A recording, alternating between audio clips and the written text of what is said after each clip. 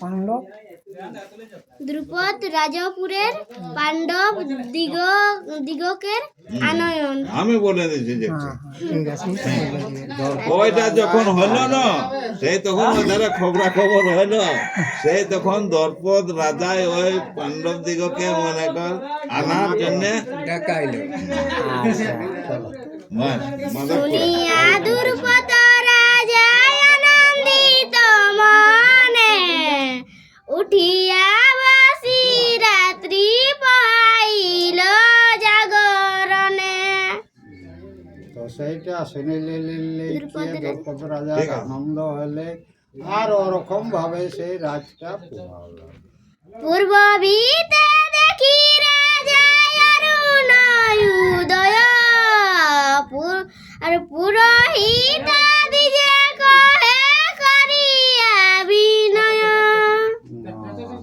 তো পূর্ব দিকে সূর্যদেব উঠে গেলে তখন কিনা তার পুরোহিত আর যে হাত গুরুজন তারাকে বিনয়কে কিনা খেয়ে আর কুম্ভকার সালে তুমি যাহা শীঘ্র গতি পরিচয় লহ তার হয় কোন জাতি। তো কুম্ভকার ঘরে যে পাণ্ডবরা ও ব্রহ্মরা আসতো সে তারাকে তাদের মেয়েকে পরিচয় লিখে কোন জাতি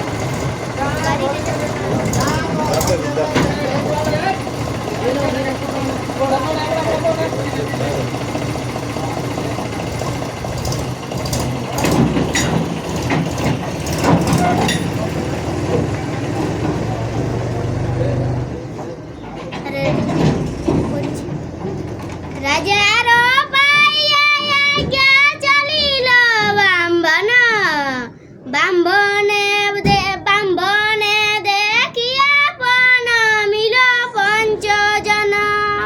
তো দশপর রাজা কোথায় তখন পুরোহিত চলে গেল সেই পাণ্ডবরা কুয়া তো যাইলে লেকে বামনকে দেখিলে পঞ্চ ভাই আনন্দ। কোন নাম করলেন যুধিষ্ঠিরে চাইয়া বলে দ্বিজমণি সত্যশীল শ্রেষ্ঠ তুমি বুঝি অনুমানি। তখন সেই দুজন জানলে যুধিষ্ঠিরকে কে হে যুধিষ্ঠির আমি তোমাকে জানলি যে তুমি সেই সাহিত্যকে মানে সারথীর কর্ম ভালো জানো। আর যাহা জিজ্ঞাসিব নাহি করিবা ভণ্ডন পরিচয় ইচ্ছে তোমা দ্রুপদ রাজন।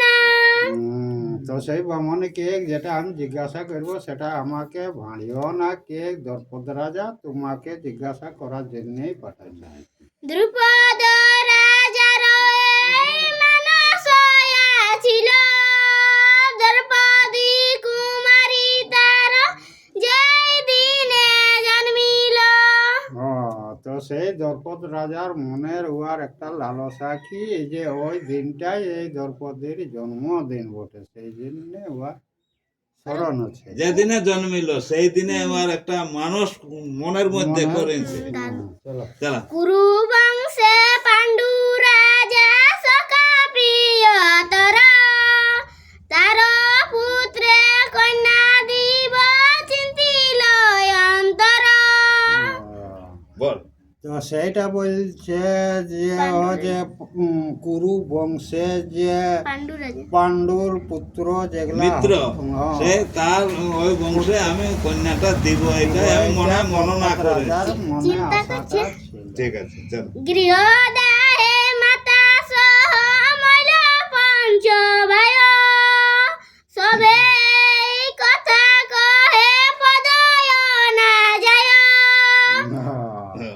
তো লোকে শুনে দ্রৌপদ রাজা যে 5 ভাই মাই সমেত পড়ি মরি গেল আর তো লোকে কথাটা প্রত্যয় নেই হবে ওকর মানে বিশ্বাস বাস বাস বাস আরে বেশ যুক্তি করি লক্ষ্য কইল পন বিনা পার্থ বিন্দিতে নারিবে অন্য জন।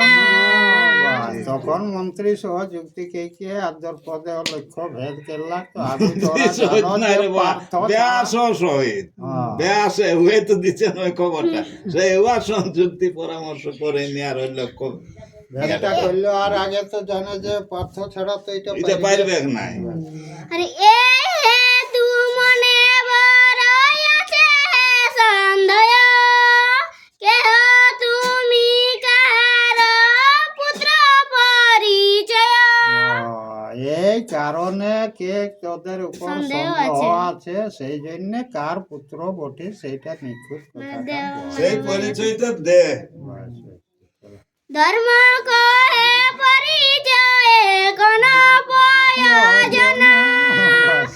জাতির নির্ণয় নাহি লক্ষ্য কইলে গণ হ্যাঁ তো কে আমার পরিচয়টা লেকে তোমার কি কি কাজ কাম দিবে? আছে? যখন তুমি লক্ষ্য ভেদ করলে তখন জাতির তো পরিচয় তুমি বলো নাই বাস বাস সেই বনে এই কন্যায় আনিল জিনিয়া হুম। এখন কি কাজ জাতি বর্ণ জিজ্ঞাসিয়া তুমি ওটার বাতি নাই করলে এই তখন তো কারণে- করিস নাই আর এখন আরো কি ওটা জাতির আর মানে এখন বিচার। যখন ভেদ করে কন্যা এলো তখন আর যাচ্ছি দেয় তোর কি আছে হ্যাঁ আর পুরোহিত বলে তাহাকে লঙ্ঘিতে পারে পরিচয় দিয়া পিত কর রাজারে হ্যাঁ।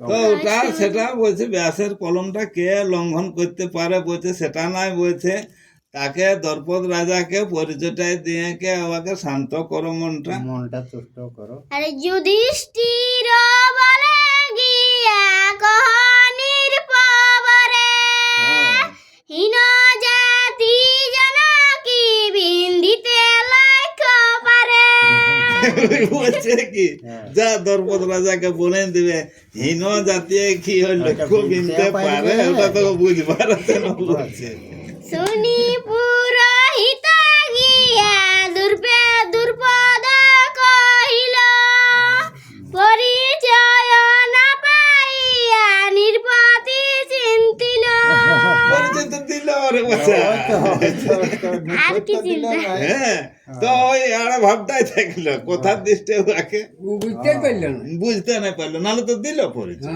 আরে তারপরে যাকে ওকে দর্পদকে বলে দিল যে বাবু খাঁটি পরিচয়টা পাওয়া গেল আর পুত্র গণ সহতবে বিচার করিয়া ঠিক, ঠিক। ছয় খান রথ তবে দিল পাঠাইয়া হ্যাঁ পুত্র সঙ্গ মনে করু আর আলাপ আলোচনা করে নিয়ে বিচার করে নিয়ে আর ছটা রথ রথ দিয়ে পাঠান দিল আমার জন্য পুত্রে পাঠাইল আগু সরিল ইবারে রথ লইয়া দিষ্ট দুম্ন গেল তথাকারে হ্যাঁ তো কি করলো আগু একটা গেল হ্যাঁ, তারপরে ও স্মরণ নিল যাইকে হ্যাঁ, একটাই আর এই দৃষ্ট দুগ্ম রথ নিয়ে কে আর গেল হ্যাঁ। আর চিহ্ন জানিবারে পথে থুইল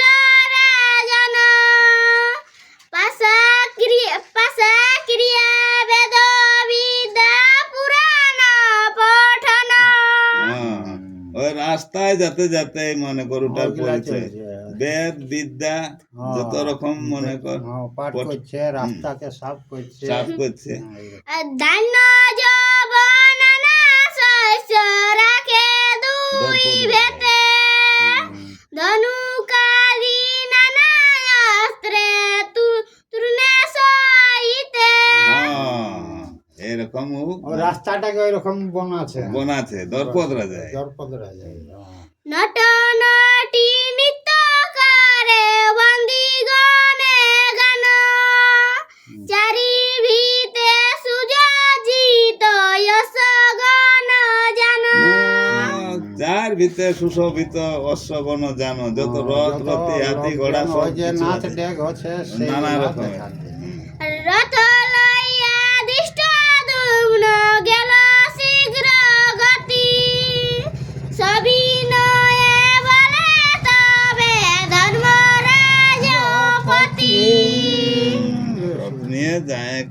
ধৃষ্টদ্যুম্ন ধর্মরাজকে প্রণাম করে সবিনয়ে কথা বলছে। পাঠাইল নরপতি পরময়াদরে, কৃষ্ণাস পঞ্চভাই চলত থাকারে। বলছে রাজাই পাঠাইলো, বলছে তোরা কৃষ্ণা সহ পঞ্চভাই তোরাকে চলো চলো বলছে। ধর্মরাজ শুনিয়া বিলম্ব না করিয়া, পঞ্চভাই পঞ্চরাতে চরিলে গিয়া। হ্যাঁ, তখন ধর্মরাজ কি করলো, কথাটাকে অমান্যতা না করে নিয়ে 5 ভাই 5টা রথে চরিল। এক রথে কৃষ্ণাস ভজের নন্দিনী, বাজিল বিবিধ বাদ্য সুমঙ্গল ধ্বনি। ঠিক ঠিক ঠিক ঠিক ঠিক। আর একটা রথে চললো মনে কর কৃষ্ণা আর আরেকটাই কুন্তি। কুন্তি, আর বিভিন্ন ধরনের বাজনা হ্যাঁ। চলছে।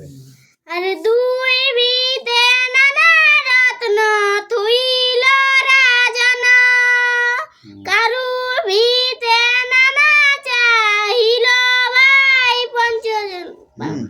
ভাই পঞ্চজন। তো যোধপদ রাজায় নানা রকমের সাজান করলো, ধন রত্ন নানা দিয়ে কে? রকম বসবার নাচ ডেকের জায়গা, হ্যাঁ সেইগুলা 5 ভাই দেখে দেখে আর যাচ্ছে না।